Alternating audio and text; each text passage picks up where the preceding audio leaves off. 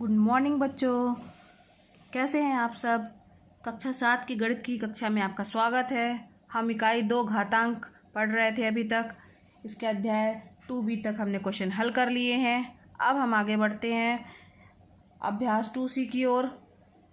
इसके प्रश्न हमें हल करने से पहले कुछ चीज़ों के बारे में हमें जानना जरूरी है। तो इस प्रश्नावली में हम पढ़ेंगे परिमेय संख्याओं को घात के रूप में कैसे व्यक्त किया जाता है। तो किसी भी परिमेय संख्या को उसके घात 1 के रूप में व्यक्त किया जा सकता है। जैसे कि मान लीजिए a = है तो हम इसे a⁻1 a की घात 1 के रूप में भी लिख सकते हैं।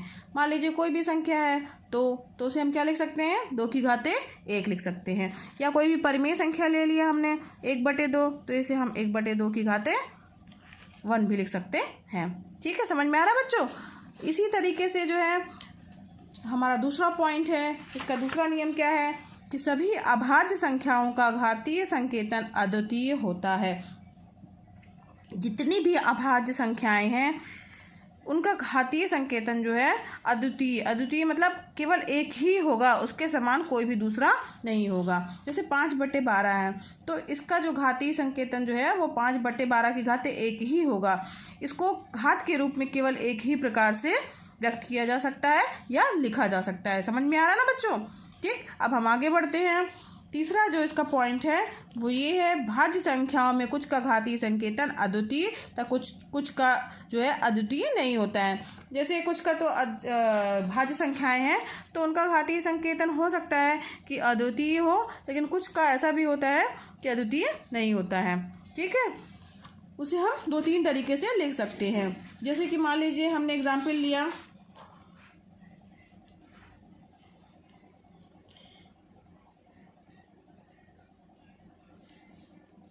729। ठीक, अब इसको हम 3 की घात 6 भी लिख सकते हैं, 9 की घात 3 भी लिख सकते हैं और क्या लिख सकते हैं, 27 की घात 2 भी लिख सकते हैं। ठीक, समझ में आ रहा है। तो इसका मतलब हुआ कि 729 का जो घातीय संकेतन है वो अद्वितीय नहीं है।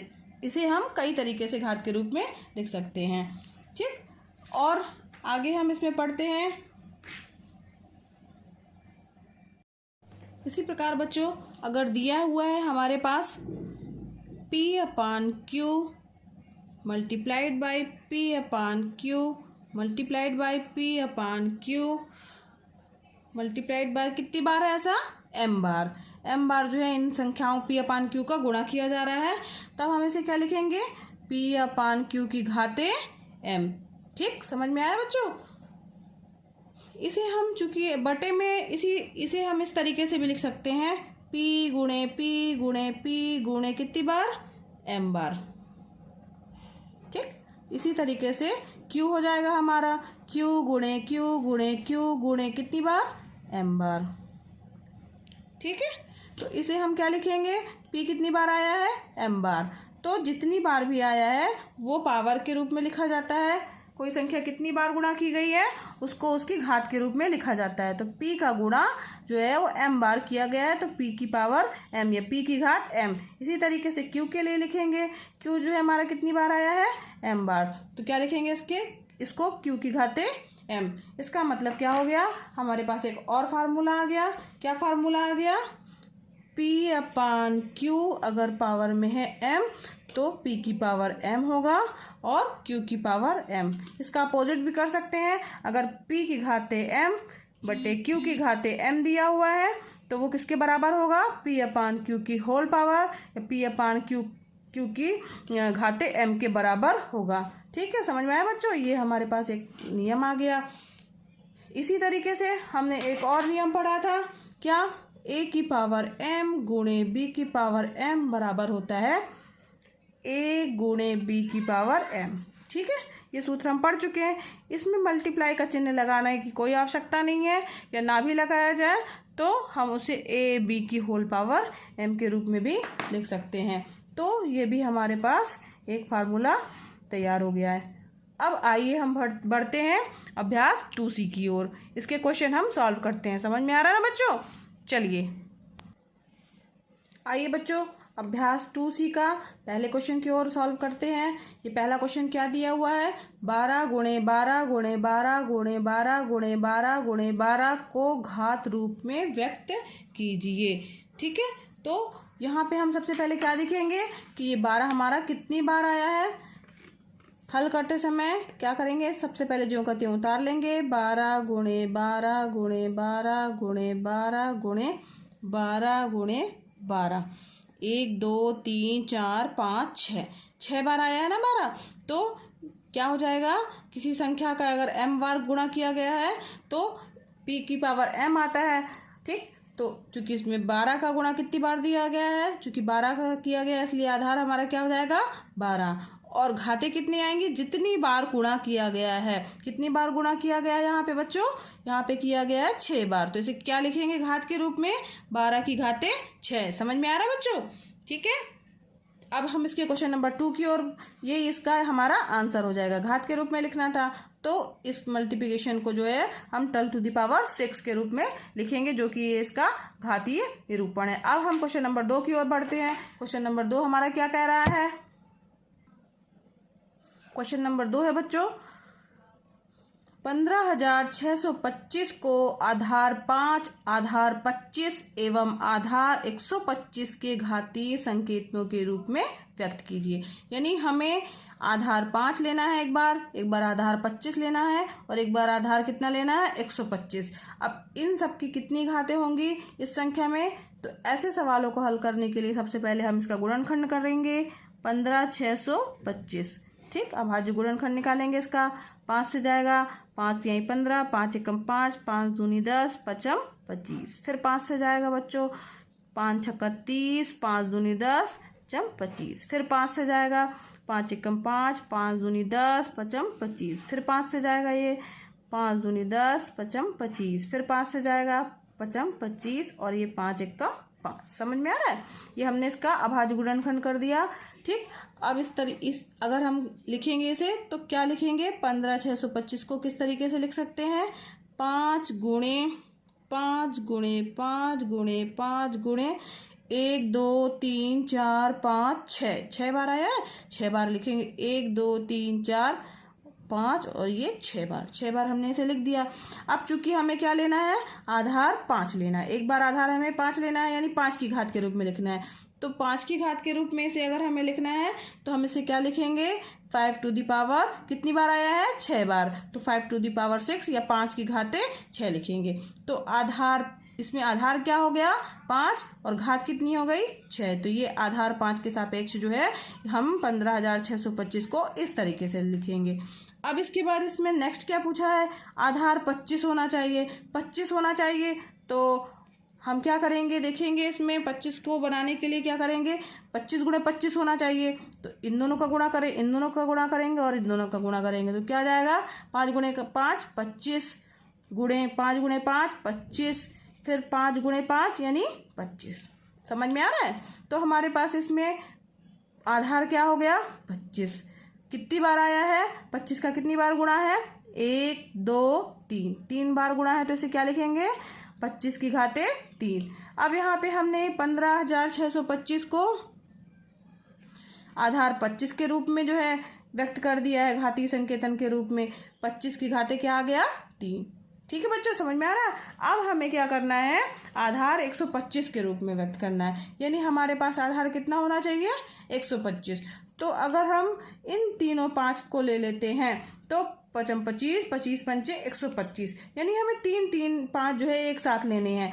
3 3 5 जो है वो हमें क्या करने हैं एक साथ, इन तीनों को एक साथ लेना है। जब हम इन तीनों को एक साथ और इन तीनों को एक साथ लेंगे तब क्या आ जाएगा 15,625 को हम ऐसे लिख सकते हैं। पहले मान लीजिए हमने यूं ही लिख लिया जो हमारे पास दिया हुआ है।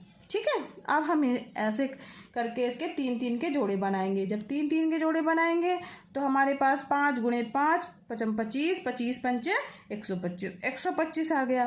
फिर 5 गुणे 5 5 25 और 25 पंचे 125, 125 का 2 बार आपस में गुणा हुआ है तो आधार तो हमारा 125 ही रहेगा। 2 बार गुणा हुआ है तो घाते कितनी आ जाएंगी 2 आ जाएंगी। ठीक है बच्चों, समझ में आया ना? अब इस तरीके से हम 15,625 को 5 आधार के रूप में क्या लिखेंगे, 5 की घाते 6, 25 आधार के रूप में क्या लिखेंगे, 25 की घाते 3, और 125 के आधार के रूप में क्या लिखेंगे 125 की घाते 2। ठीक है, यही जो है इस हमारा आंसर होगा। तो उत्तर के रूप में हम अलग से लिख सकते हैं 15,625 को आधार 5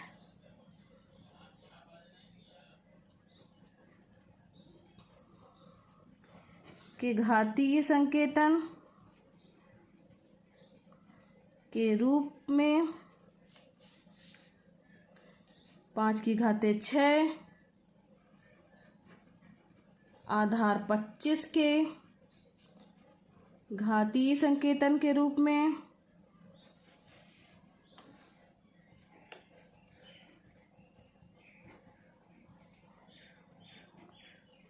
25 की घाते 3 व आधार 125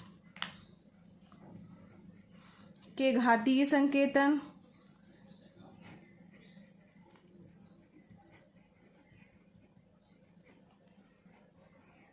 के रूप में क्या लिखेंगे 125 की घाते 2 लिखेंगे। ठीक है, समझ में आया ना बच्चों। ठीक, इस तरीके से हमारा क्वेश्चन नंबर 2 ये सॉल्व हो गया है। अब हम क्वेश्चन नंबर 3 की ओर बढ़ते हैं। क्वेश्चन नंबर 3 हमारा कह रहा है 0.0001 को आधार 0.01 पर घात रूप में व्यक्त कीजिए। यानी हमें आधार क्या रखना है 0.01। ठीक, तो हम इसे कैसे हल करेंगे, सबसे पहले हम देखेंगे कि हमारी संख्या क्या दी हुई है 0.0001। तो इसे हम किस तरीके से लिख सकते हैं गुणा के रूप में। तो आधार हमें ये चाहिए, यानी गुणे के रूप में हमें क्या चाहिए 0.01 गुणे 0.01 गुणे 0.01, इस टाइप से लिखना है हमें। तो इसे हम क्या लिख सकते हैं 0.01 गुणे 0.01 गुणे 0.01। ठीक है, एक बार हमें जो है ये दिया हुआ है, इसमें जो है अंकों को हम लेके जाएंगे। जब हम इनका सॉरी देखो बच्चों, एक ज़्यादा मैंने लिख दिया है यहाँ पे जो है 0.001 को, चूँकि कितने यहाँ पे 0 लगे हुए हैं 1 2 3, तो एक बार अगर हमने 0.01 लिया है तो यानी हमने यहाँ पे जब इन दोनों का गुणा करेंगे तो हमारे पास कितना आएगा, इन दोनों को गुणा करने पर 0.001 आएगा। ठीक है, तो आपस में इसका गुणा करते हैं तो क्या आ जाएगा हमारे पास में 1 2 3 4 अंक के बाद आएगा दशमलव। यहाँ पे कितने अंक हैं 1 2 3 4 अंक के बाद यहाँ पे भी दशमलव आ रहा है। यानी हम इसे क्या लिख सकते हैं 0.01 गुणे 0.01, अर्थात 0.01 कितनी बार आया है, एक बार, और ये दो बार आया, तो क्या लिखेंगे 0.01 की पावर 2। आधार क्या है हमारा 0.01 और घाते कितनी आ गई, क्योंकि 2 बार गुणा किया गया है इसलिए घाते कितनी आ गई बच्चों 2। समझ में आया ना, ये इसका आंसर हो जाएगा। यानी 0.01 को घात के रूप में 0.001 को घात के रूप में जो है 0.01 की घाते 2 के रूप में व्यक्त कर सकते हैं। ठीक है, अब हम क्वेश्चन नंबर 4 की ओर बढ़ते हैं। क्वेश्चन नंबर 4 और 5 बच्चों एक ही जैसा है, तो कौन सा बता दें, क्वेश्चन नंबर 4 ही देख लीजिए, 5 आपको होमवर्क के रूप में देंगे। ठीक है, चलिए क्वेश्चन नंबर 4 देखते हैं क्या है। नेक्स्ट क्वेश्चन है बच्चों क्वेश्चन नंबर 4 -343/512 को आधार -7/8 पर घात रूप में व्यक्त कीजिए। ठीक है, अब हमें 343 को और 512 को व्यक्त करना है। ठीक है, सबसे पहले हम क्या करेंगे, इनका क्या लघुत्तम समावर्तक निकालेंगे। अब भाज्य गुणनखंड इनका निकाल लेंगे, कितना आएगा, ये इसको भाग देंगे जो है तो वो हमारा जाएगा 7 से 7 चौक 28,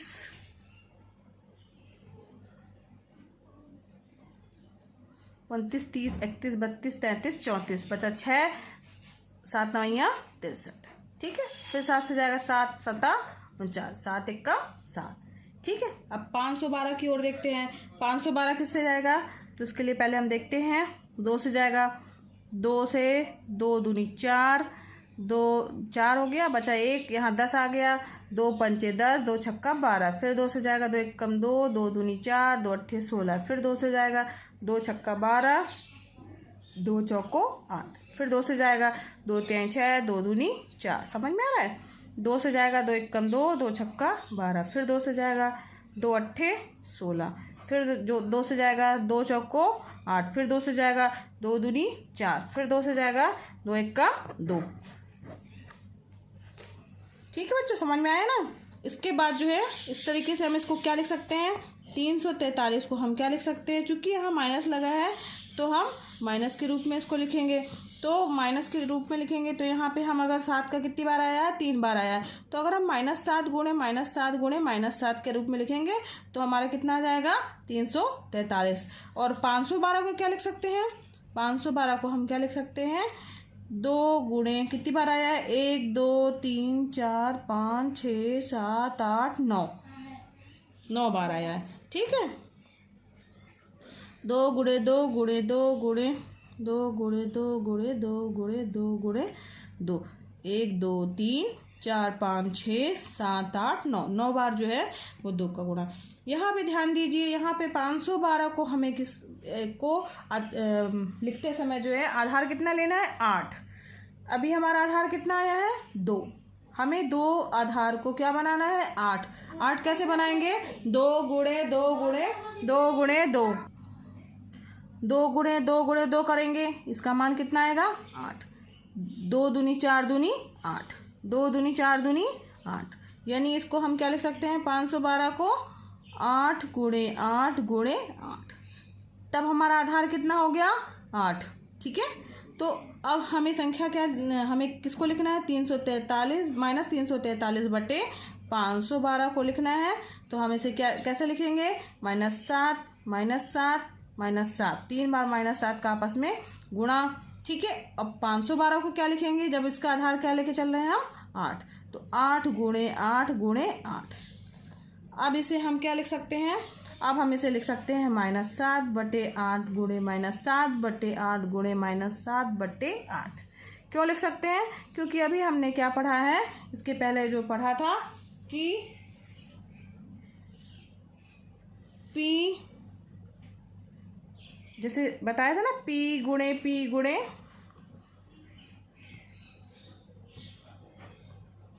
अगर मान लीजिए ये m बार आया है और यहाँ पे Q है, Q गुणे Q m बार, तो इसे हम क्या लिख सकते हैं, P की पावर नहीं, P बटे Q गुणे P बटे Q गुणे P बटे Q, कितनी बार, m बार। ठीक है, m बार। उसी तरीके से हमने इसे लिख दिया है -7 बटे 8 गुणे -7 बटे 8 गुणे -7 बटे 8। कितनी बार -7 बटे 8 आया बच्चों, 3 बार। तो इसे घाते के रूप में लिखेंगे तो क्या लिखेंगे, -7 बटे 8 की घाते 3। ठीक है, समझ में आया। अब -7 बटे 8 की घाते 3 जो है ये किसका हो गया, घातीय निरूपण, -343 बटे 512 का जो है वो घातीय निरूपण, -343 बटे 511 का आधार -7 बटे 8 के रूप में घातीय निरूपण जो है, या घातांक के रूप में हम कैसे लिख सकते हैं इसे, -7 बटे 8 की घाते 3। तो उत्तर हम अलग से लिखेंगे, अतः -343 बटे 512 को आधार -7 बटे 8 के रूप में के घातीय रूप में -7 बटे 8 की घाते 3 की तरह व्यक्त कर सकते हैं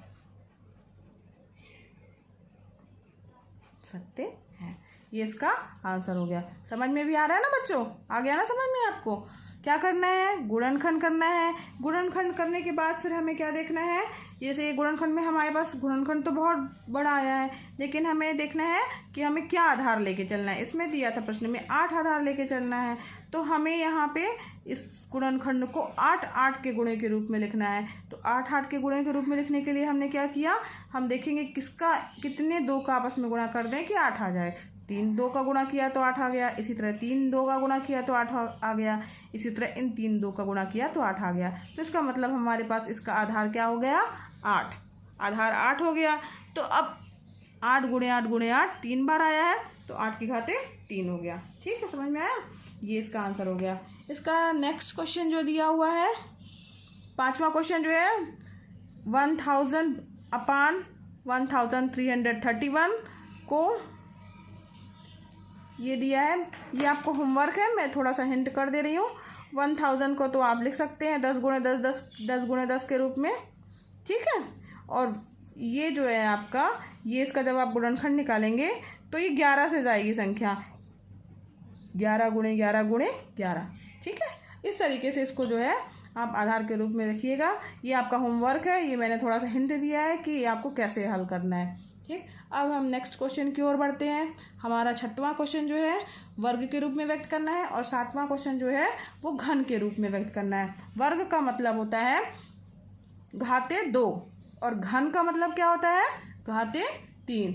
तो इसमें हम क्वेश्चन नंबर 7 को लेके चलना है। क्वेश्चन नंबर 6 जो है वर्ग आपको करना है, इसमें भी वैसे ही करना है, गुणनखंड निकाल लेना है और 2 बार ऐसे, मतलब ऐसे 2 संख्याओं के रूप में व्यक्त करना है कि उसका 2 बार आपस में गुणा करें तो हमारी संख्या प्राप्त हो जाए, ठीक है। और घन के रूप वाला जो है मैं आपको बताने जा रही हूँ जिस तरीके से घन वाले में करना है। घन में 3 बार का वही संख्या आनी चाहिए और वर्ग में 2 बार आनी चाहिए। तो क्वेश्चन नंबर 7 हम लेके चल रहे हैं, देखिए आइए कैसे करेंगे इसको।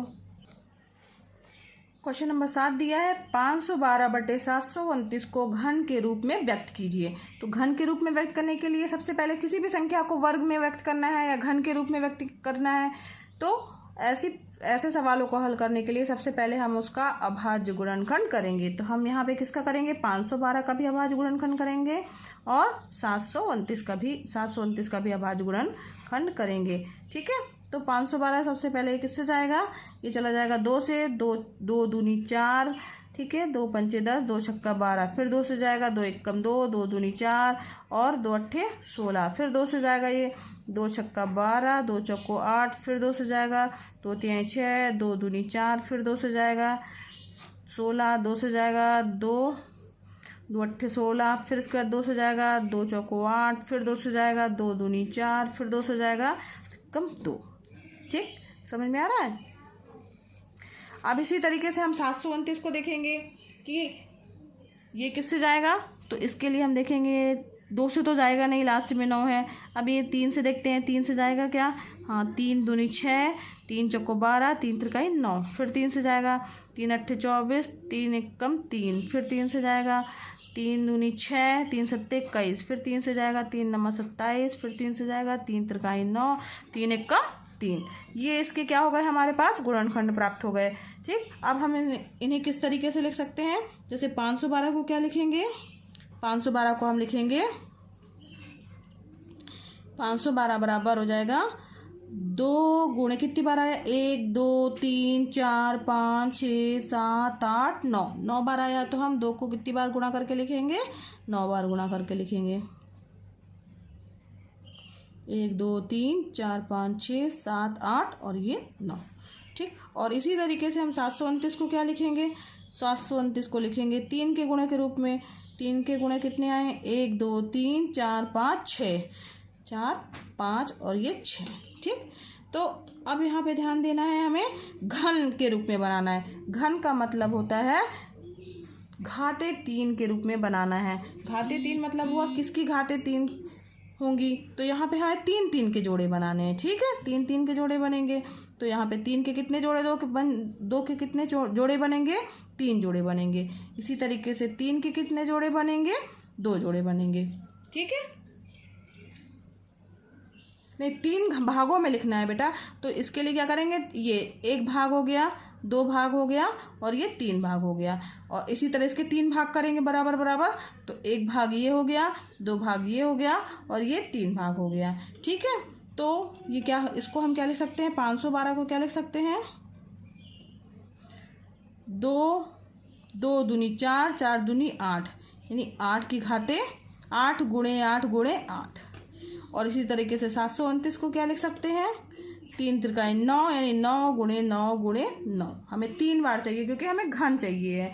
घन मतलब होता है उस संख्या का 3 बार गुणा। ठीक है, तो अब हम इसको अगर जो प्रश्न दिया हुआ है उस रूप में लिखेंगे तो क्या आ जाएगा, 512 बटे 729 बराबर हो जाएगा 8 गुणे 8 बटे 9 गुणे 9 गुणे 9।